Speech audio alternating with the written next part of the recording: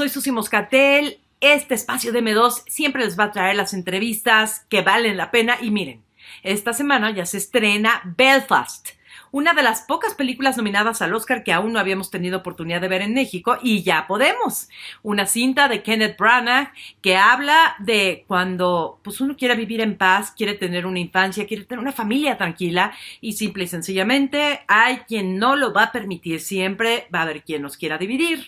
Parece que es cosa de hoy, es prácticamente autobiográfica, y esto nos dicen los actores que trabajaron en esta hermosa cinta con el señor Kenneth Branagh. You know, when I saw the movie a couple of days ago, I was just so moved. And I couldn't help thinking one of my favorite songs is Vienna by Billy Joel. And Vienna, the city, represents a lot of things, lots of wonderful things for him. And I said, maybe Belfast can do that again for many other people, since the story is about good human beings trying to do the right thing. Do you guys agree with that?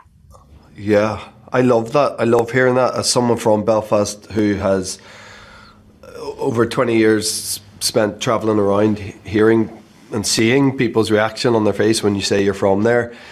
It's often very negative. People have a sort of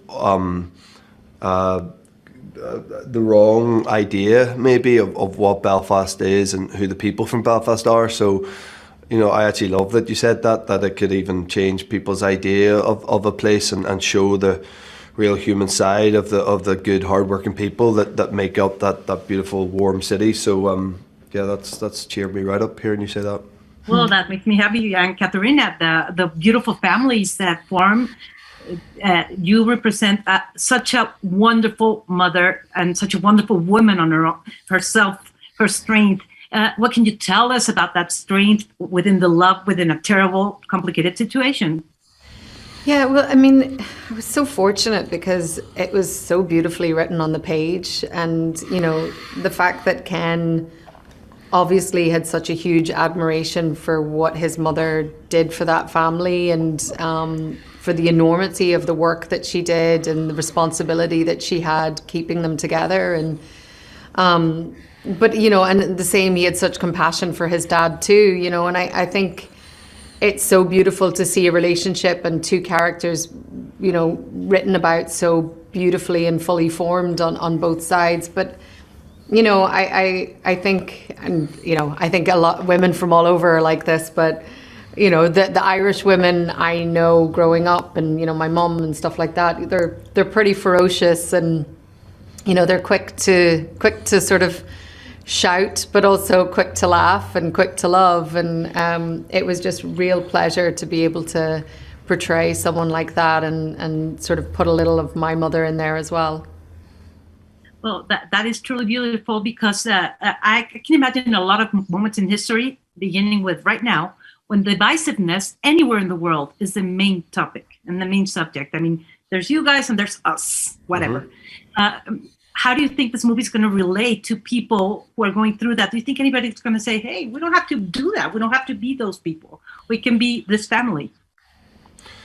Yeah, I mean, if there's any sense of that message from this film, that's a really positive thing, you know, where you see at the beginning of our movie shots of modern day Belfast and all its colour and all its glory, and, you know, it's a thriving city in many ways, and we've got Michelin star restaurants and great bars and, you know, great stuff to do and lots of infrastructure, but it's still hugely divided, and there's still so much work to be done there. And as well, while people aren't sort of blowing each other up every day anymore, there is still a strong division and a strong sense of tribalism, which, you know, is prevalent, which sort of shows that there's no winners in this. It doesn't help anyone. You can cover the cracks and you can move on in certain ways, but like if the division remains, then you haven't succeeded, you know. And I think if we can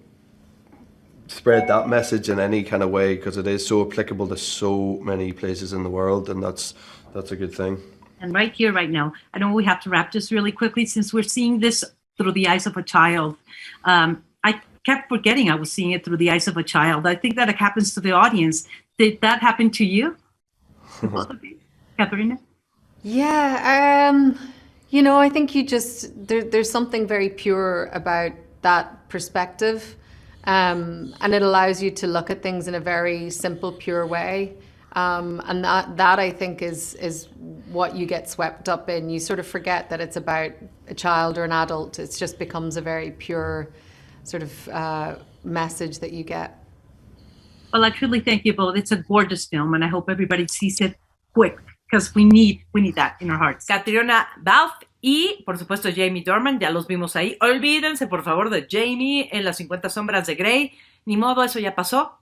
Aquí vemos qué tamaño de actores. Pero no solo son ellos. El niño, Jude Hill, que interpreta este personaje tan hermoso que en cierta forma, pues es Kenneth Branagh proyectando lo que él sentía de niño, también nos platica, y parte del elenco está ahí también, así que échenle un ojito, por favor. And I want to start with you, Jude, because you do such a beautiful job, and no, truly, I mean, I feel like there's a lot of yourself in there, in a situation you'll certainly never have to live. But how did you get yourself into that situation emotionally? Well, to get myself into the character Buddy, I watched a lot of documentaries and TV shows and films from the time to understand what it was like to be back then in the Troubles. And my mom and dad talked to me about it, and I didn't know what they were beforehand. So it was all very new to me. But Kenneth Branagh wanted us to put a lot of ourselves into it, just to give it that essence of truth.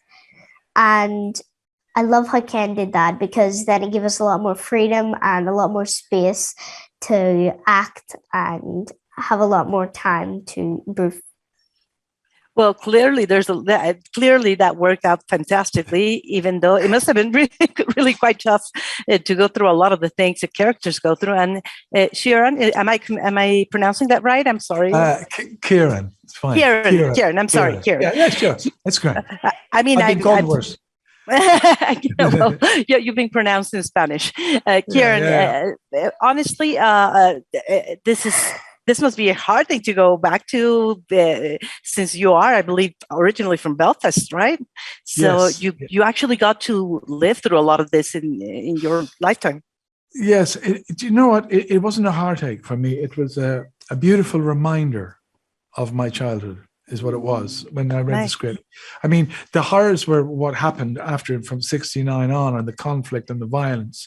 I didn't wish particularly to be involved in that. And in a way, that's the where it all, the conflagration is, when that all sparks up. But that's not what the story is. The story is about family, community, cousins, relations, people, love, heart, soul. I mean, that's what I was thrilled about. And to go and to have that set inside a context of Belfast, of my own hometown, which I'd never experienced before, was a real thrill for me. Well, it's certainly thrilling, I think, for anybody who has a heart. So mostly everybody, maybe we can say 2 or 3 don't. The rest of the world has to see this, because, of course, it's about family, it's about love. But there's so many things dividing us in the world right now. I would like to ask you, Jude, as a kid who enjoys what he does, because you obviously do. What would you tell grown-ups about, being divided, the way so many grown-ups just find a way to make everything a mess, and you guys are just trying to be there and have a good time and have a good life? Well, like having the opportunity to work on Belfast and working with these amazing actors was such a gift. And I'm very glad I sent through that first self-tape and waited all that time to get that one email that has changed my life so far. And I owe it all to Ken and all of the casting directors, because, I just wouldn't be here without them. Well, I certainly think you have the greatest team around you. Kieran, just for one last question, because certainly you've done like huge, mega big blockbusters. So when you actually land back at home, is that a different kind of feeling as the great actor you are, and as a respected and loved actor that you are? Thank you very much. No, it does. It means a lot. I mean, the exterior is not who you are. That's what you present. That's the work you do as an actor.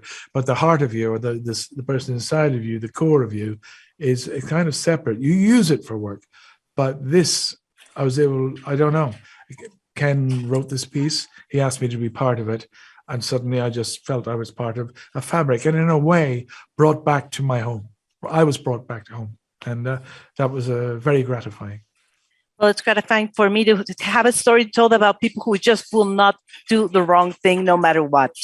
And I love you guys for it. And I love the movie. And I cannot wait for everybody to see it. And I hope we take away a lot from it.